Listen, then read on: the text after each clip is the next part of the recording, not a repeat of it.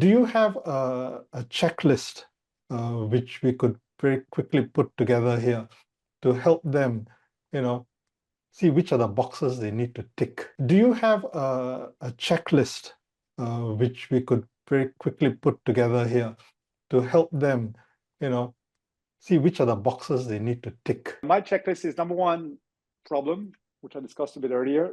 Have you identified an unsolved problem for a specific user segment? And that's a high bar. Number two, it's momentum. The name of the game, startups are very hard. At the beginning, people have a lot of energy, but then over time, because building a successful solution can take many, many years, that initial energy can fade a little bit.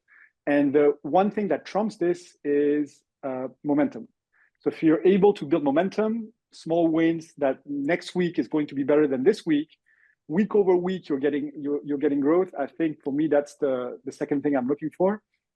And then the third thing, which I tell them when it comes to funding, is don't try to raise money too early, because I think I see many early founders putting too much energy in trying to raise money as opposed to getting market validation on the problem and their solution. And I think if you're able to get something off the ground and if you're able to build momentum, the money will follow. I've never seen a project that had user traction and where the founder was never not able to raise the money that he or she needed to take this project further. I have two things I want to talk about. I want to say which are really important before you do your startup. Number one is value. Now, I'm not just talking about monetary value. I'm talking about human value. See, in this world of startups and business and all that, right? Everybody talks about unicorn valuation. No. Don't focus on all those things, right? Don't focus on clicks, followers, what have you. Focus on human value. It doesn't matter whether you are in a climate change startup, whether you're an AI, all of these lead down to one thing. Are you creating real human value to somebody? One person, 1,000 person, 1 million person. Whether you're doing Gmail or you're doing WeChat, whatever, or electric vehicle, right? These companies become so big and powerful because they created true human value that nobody else can compete or even replicate. So I would recommend that, talk to 10 people you really respect in your life, across different age group, and say, I got this idea. Do you think that this really creates good human value for a group of people potentially? And because when you do value, it's relative. Because you say, I want to make curry puff, but no, sorry. Old Chunky makes better curry puff than you. So what makes you think you create more better value than Old Chunky making curry puffs, right? So you get to test all this out. So focus on this real true value. Even not-for-profit, right? If you're creating really good human value on not-for-profit level, you created something very powerful and meaningful, and that will lead you somewhere. The next thing I want to talk about is before you go ahead, you really need to ask yourself this question. And I think everybody here understands great. Right? Running a startup, pushing it through is very, very painful. It is an exercise in suffering. Okay, I'm not going to mince my words. I'm not going to sugarcoat it. Starting a company, however small, however big your dreams or whatever, it's going to mean a lot of suffering. Every single step of the way. Even when you think you reach IPO, you also are still suffering. Even when you reach a level like Jensen Huang, he is also still suffering. Okay? They signed up for it, but they believe so much, they're so passionate about it, that the good days overcome all the suffering. It is still powerful and meaningful enough.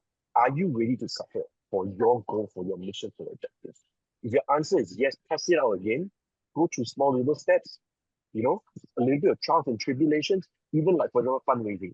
If you can't get through those basics, if you can't get through 10 rejections without feeling downtrodden and depressed, then you really need to rethink whether you're ready for it. I'm in full agreement with Joel and Julien and what they've said. And to me, the most important thing is the management team.